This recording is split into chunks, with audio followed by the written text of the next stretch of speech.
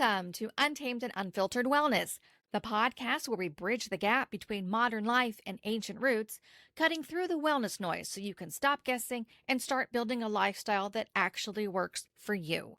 I'm your host, Joe Swenson, herbalist and founder of Olivia Bell. There's a special kind of exhaustion that has nothing to do with how much sleep you get. It's the kind where you sit down to do one simple thing and then you end up doing nothing. Your brain is bouncing between 10 different thoughts. What you forgot to do yesterday, what you need to do tomorrow, conversation you keep replaying, decisions that you haven't made yet, and suddenly you're stuck and you have no idea which direction to go. This has nothing to do with laziness or lack of motivation or discipline. It's because your brain is overloaded. And today I want to walk you through what's actually happening and how to get yourself out of it in real time. Most people think that mental clutter means something is wrong with them, that they lack focus or discipline, that they wouldn't feel this way if they were a better person. But that's not what is happening here. Mental clutter is what happens when too much is coming into our brains and there's no space to process it, and so nothing is actually getting closed.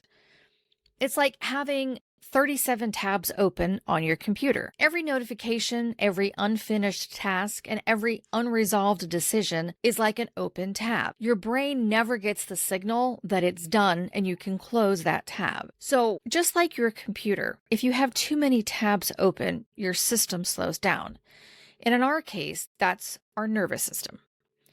Our brain has limits. When you exceed them, your focus drops, your decisions get harder to make, and then things start to feel clunky and heavy. And most of the time, they just shouldn't. Now, let's layer in some emotional overload, unprocessed things, constant psychological stress, and now even the small decisions feel like way too much. This is where a lot of people start to spiral. From the outside, it looks like they're procrastinating.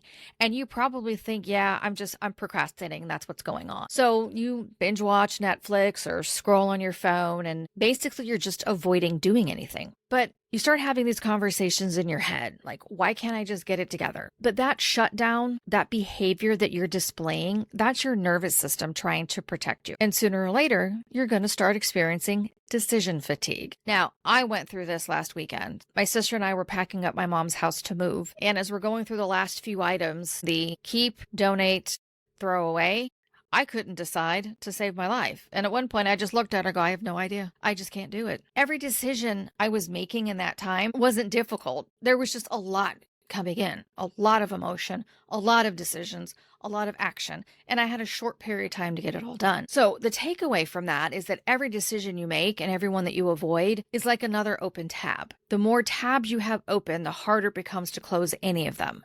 And so when you're dealing with a situation either at home or at work or with your family, and you're trying to make those decisions, where to go for dinner, what to make for dinner, what outfit you're supposed to pick out and wear, they become almost impossible to do. A lot of times, just like on our computers, we think if we just open a new tab and start from scratch, the blank slate, things are just going to get easier. But actually they don't, because all those decisions that you didn't make, all those things you were avoiding, you're just adding more to an overloaded system. Because just like your computer, those tabs still stay open. They don't get any resolution. I have a 4-step process that I use for myself when I'm feeling this way. And I've started using it with clients and in workshops that I give. So when you're at a spot where you're just sitting there and you can't start, you're on the couch, you're laying in bed, and you just can't get your ass out of bed, or you just can't get up off that couch. Instead of pushing yourself harder, I want you to focus on a 4-step reset.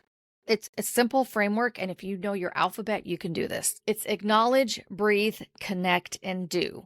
A, B, C, and D. Acknowledging is the first step. What you're acknowledging is what you're feeling in the moment, whether that's overload, overwhelm, stress, emotional, whatever it is. Name it. Say, this is what I'm feeling right now. Focus on that feeling in the moment. And then I want you to breathe. Take 2 minutes, 5 minutes, however long you can afford, and start breathing. Do a slow inhale and a really long exhale. And just breathe. 4x4 breathing also works. That's sometimes called box breathing. That's when you inhale for 4 seconds, hold it for 4 seconds, exhale for 4 seconds, and hold it for 4 seconds. And just keep following that rhythm of 4 by 4. You're not trying to feel calm. What you're trying to do is slow your nervous system down. Slow the overwhelm or the overstimulation, and then connect to your body. Get out of your head and connect to our body. Focus on the part of your body that is feeling the overwhelm or the stress. Is it your heart racing, feeling achy? Focus on that part of your body. Know that it's there and take some action. If your heart is racing, put your hand on your heart and focus on your breathing until your heart rate calms down. I want you to take action that makes sense. A lot of people skip this step, and that's why I want to focus on it a little bit longer than I typically would. You have to go through steps 1, 2, and 3 before you take action. If you don't, you're just pushing your system harder, and you don't fix anything. By acknowledging, breathing, and connecting, the step that you take for doing is the one that's going to make the most sense for how you're feeling in the moment. So that do could be focusing on your breathing to slow down your heart rate. It could be writing everything down that's running through your head. It could be going for a walk outside. It could be changing your environment in the moment. But the whole part of doing is taking intentional time to do the active reset, to take the few moments of active rest. Not the fake passive rest that we normally do, the scrolling, the binge watching, the laying in bed longer than we should. That's not the rest I'm talking about, because that's passive shutdown. What I'm talking about is the active doing to clear the mental clutter. It has to be intentional. So if you're feeling stuck right now, I want you to take a few moments to follow the 4 steps. Acknowledge what you're feeling. Take a few minutes and breathe.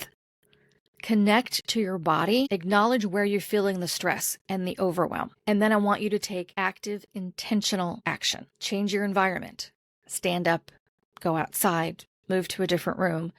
Write everything down that's running through your head. Voice note it. Just start spewing stuff into ChatGPT, whatever you want to do.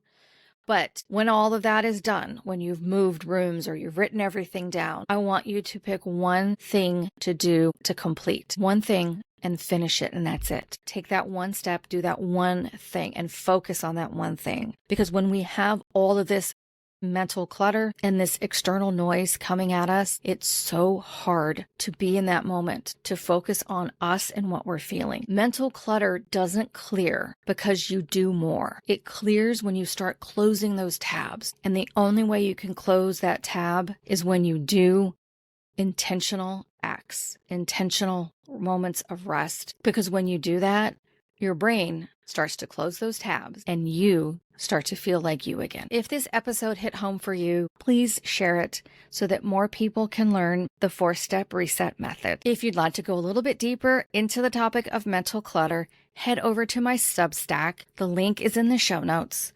I've got a deeper article there, as well as some action steps that you can take that go beyond what I've shared in the podcast today. I hope you make some time today and every day for some peace, some plants, and some paws. Thank you so much for listening to Untamed and Unfiltered Wellness.